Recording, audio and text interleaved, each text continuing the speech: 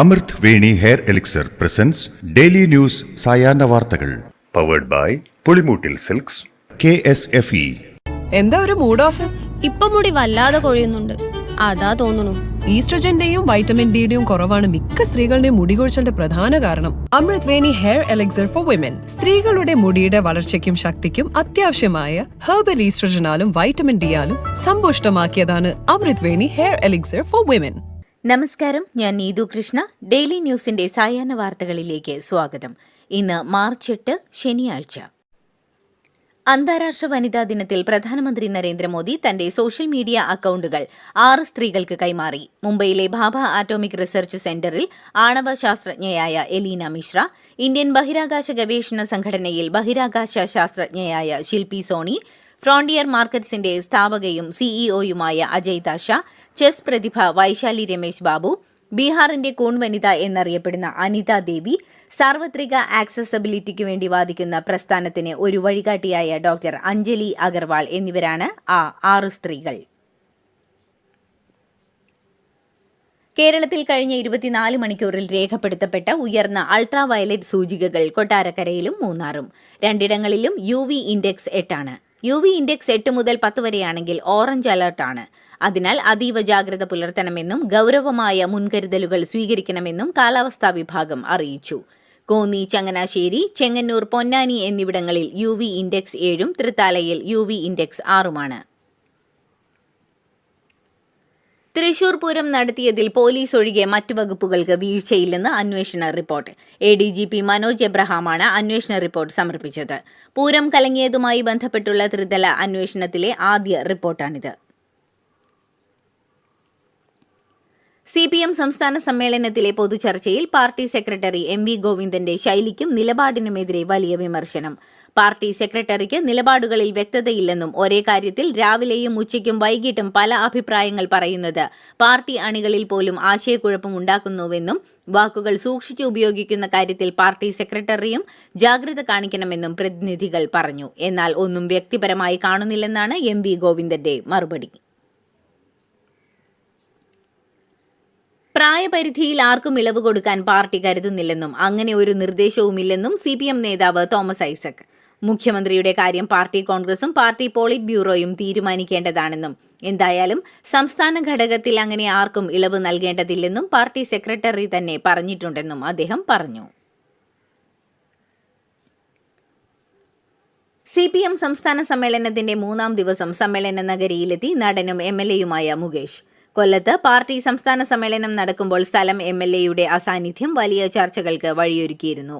2 ദിവസം സ്ഥലത്തില്ലായിരുന്നുവെന്നും നിയമസഭ ഇല്ലാത്ത സമയം നോക്കി ജോലിയുമായി ബന്ധപ്പെട്ടുള്ള യാത്രയിലായിരുന്നുവെന്നും പാർട്ടിയെ അറിയിച്ചിട്ടാണ് പോയതെന്നും അദ്ദേഹം പറഞ്ഞു. കേരളത്തിൽ ഇത്തവണ വനിതാ ദിനത്തിൽ ചെയ്യേണ്ട പ്രഥമ കാര്യം ആശാവർക്കർമാരുടെ സമരം ഒത്തുതീർക്കുക എന്നതാണെന്ന് പ്രതിപക്ഷ നേതാവായ VD സതീശന്റെ കുറിപ്പ്.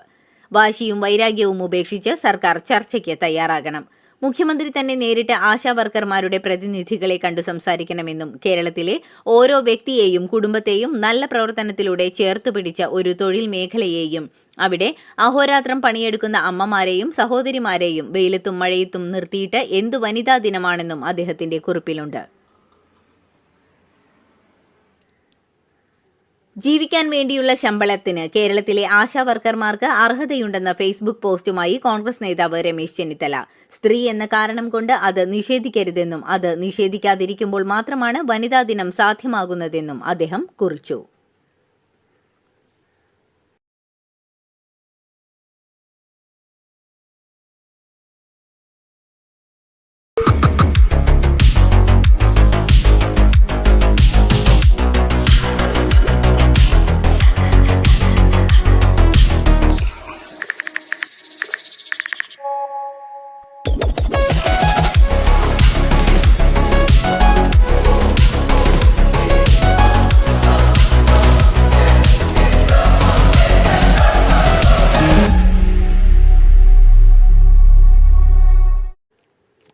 അന്താരാഷ്ട്ര വനിതാ ദിനത്തിന്റെ ആശംസകൾ നേർന്നുള്ള മിൽമയുടെ ഫേസ്ബുക്ക് പോസ്റ്റിൽ സോഷ്യൽ മീഡിയയിൽ വലിയ ചർച്ച.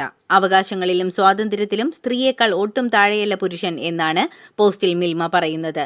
വുമൻസ് ഡേ പോസ്റ്റ് ചെയ്തെങ്കിൽ ഞങ്ങൾ മെൻസ് ഡേ പോസ്റ്റും ഒഴിവാക്കില്ല. കാരണം സ്ത്രീകൾക്കൊപ്പം തുല്യത പുരുഷന്മാർക്കും വേണമെന്നും മിൽമയുടെ പോസ്റ്റിൽ പറയുന്നു.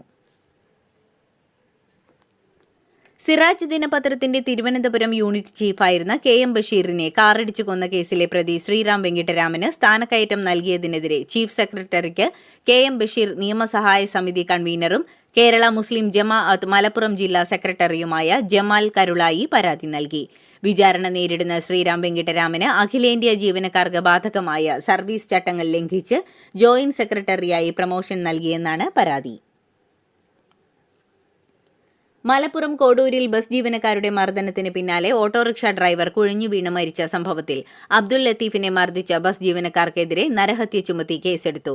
ഹൃദയാഘാതമാണ് മരണകാരണമെന്നാണ് പോസ്റ്റ്മോർട്ടം റിപ്പോർട്ടിൽ പറയുന്നത്. മർദ്ദിച്ചതിനു പിന്നാലെ ഉണ്ടായ മാനസിക സംഘർഷം പ്രത്യാഘാതത്തിലേക്ക് നയിച്ചു എന്നും പോസ്റ്റ്മോർട്ടം റിപ്പോർട്ടിലുണ്ട്. താനൂരിൽ പെൺകുട്ടികൾ നാടുവിട്ട സംഭവത്തിൽ ഒപ്പമുണ്ടായിരുന്ന യുവാവ് എടവണ്ണ സ്വദേശി റഹീം അസ്ലത്തിനെ പോലീസ് കസ്റ്റഡിയിലെടുത്തു. ഇയാൾ മുംബൈയിൽ നിന്ന് രാവിലെ നാട്ടിലെത്തിയിരുന്നു. ചോദ്യം ചെയ്യലിൽ പെൺകുട്ടികൾ നാടുവിട്ടതിൽ പങ്കുണ്ടെന്ന് വ്യക്തമായാൽ റഹീം അസ്ലത്തിനെ പോലീസ് അറസ്റ്റ് ചെയ്യും. താനൂരിൽ നിന്ന് നാടുവിട്ടുപോയി പൂനെയിൽ നിന്ന് കണ്ടെത്തിയ പെൺകുട്ടികളെ നാട്ടിലെത്തിച്ചു. മാതാപിതാക്കളും ബന്ധുക്കളും ചേർന്നാണ് കുട്ടികളെ സ്വീകരിച്ചത്. കുട്ടികൾക്കൊപ്പം മുംബൈ വരെ സഞ്ചരിച്ച യുവാവ് നിലവിൽ പോലീസ് കസ്റ്റഡിയിലാണ്. ദിവസങ്ങൾക്ക് മുൻപാണ് പെൺകുട്ടികൾ നാടുവിട്ടത്. +2 വിദ്യാർത്ഥികളായ ഇവർ പരീക്ഷയുടെ തലേന്നാണ് നാടുവിട്ടത്. പാലക്കാട് നെന്മാറ ഇരട്ട കൊലക്കേസ് പ്രതി ചെന്താമരയുടെ ഭാര്യയുടെ മൊഴിയെടുത്തു. തന്നെ ചെന്താമര നിരന്തരം ഉപദ്രവിക്കാറുണ്ടായിരുന്നുവെന്ന് ഭാര്യ മൊഴി നൽകി. സഹികെട്ടാണ് വീട്ടിൽ നിന്നിറങ്ങിപ്പോയതെന്നും ചെന്താമരയുടെ ഭാര്യയെന്ന് അറിയപ്പെടാൻ പോലും താൽപര്യമില്ലെന്നും അയൽവാസികളോട് മോശമായാണ് ചെന്താമര പെരുമാറിയിരുന്നതെന്നും ഭാര്യ മൊഴി നൽകി. പോലീസിനെ കണ്ട് കയ്യിലുണ്ടായിരുന്ന MDMA വിഴുങ്ങിയ യുവാവ് മരിച്ചു. കോഴിക്കോട് മൈക്കാവ് സ്വദേശി ഈയാടൻ ഷാനിദാണ് മരിച്ചത്. MDMA വിഴുങ്ങിയതിനെ തുടർന്ന് യുവാവ് കോഴിക്കോട് മെഡിക്കൽ കോളേജ് ആശുപത്രിയിൽ ചികിത്സയിലായിരുന്നു. ഇന്നലെ കോഴിക്കോട് താമരശ്ശേരിയിൽ വെച്ച് പോലീസിനെ കണ്ടതോടെ ഷാനിദ് കയ്യിലുണ്ടായിരുന്ന പൊതി വിഴുങ്ങി ഓടാൻ ശ്രമിക്കുകയായിരുന്നു. എന്നാൽ MDMA ആണ് വിഴുങ്ങിയതെന്ന് പറഞ്ഞതോടെ പോലീസ് ഇയാളെ ആശുപത്രിയിലേക്ക് മാറ്റുകയായിരുന്നു.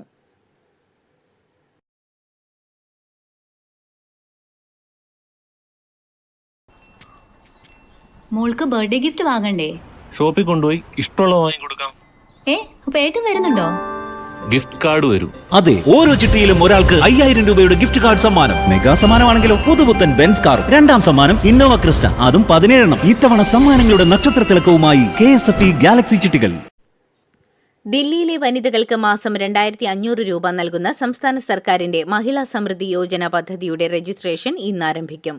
പദ്ധതിയുടെ നടത്തിപ്പിനെക്കുറിച്ച് ചർച്ച ചെയ്യാൻ ദില്ലി സർക്കാർ ഇന്ന് ക്യാബിനറ്റ് യോഗം ചേരും. ഗുണഭോക്താക്കളായ വനിതകളുടെ ബാങ്ക് അക്കൗണ്ടിലേക്ക് നേരിട്ടാണ് പണം എത്തുക.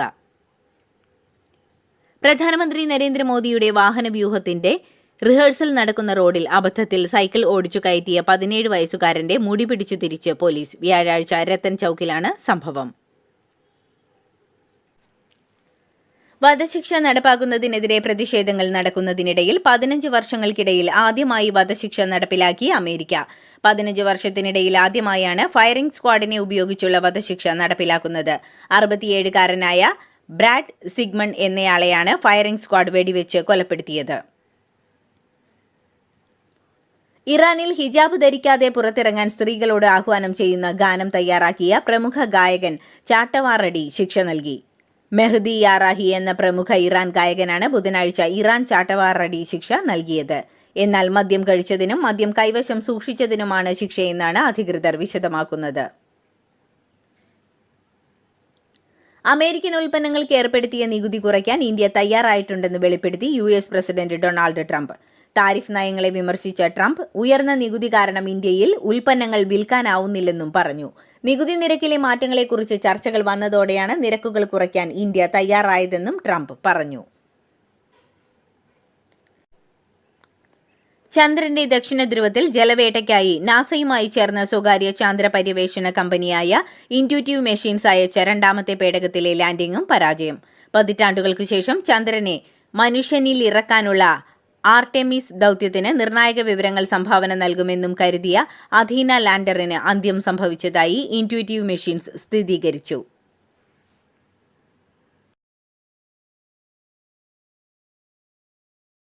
ഇതോടുകൂടി ഡെയിലി ന്യൂസിന്റെ ഇന്നത്തെ സായാഹ്ന വാർത്തകൾ സമാപിക്കുന്നു. ഡെയിലി ന്യൂസിനു വേണ്ടി വാർത്തകൾ വായിച്ചത് നീതു കൃഷ്ണ. ഡെയിലി ന്യൂസ് ലൈവ്.in വാർത്തകൾ വിരൽ തുമ്പിൽ.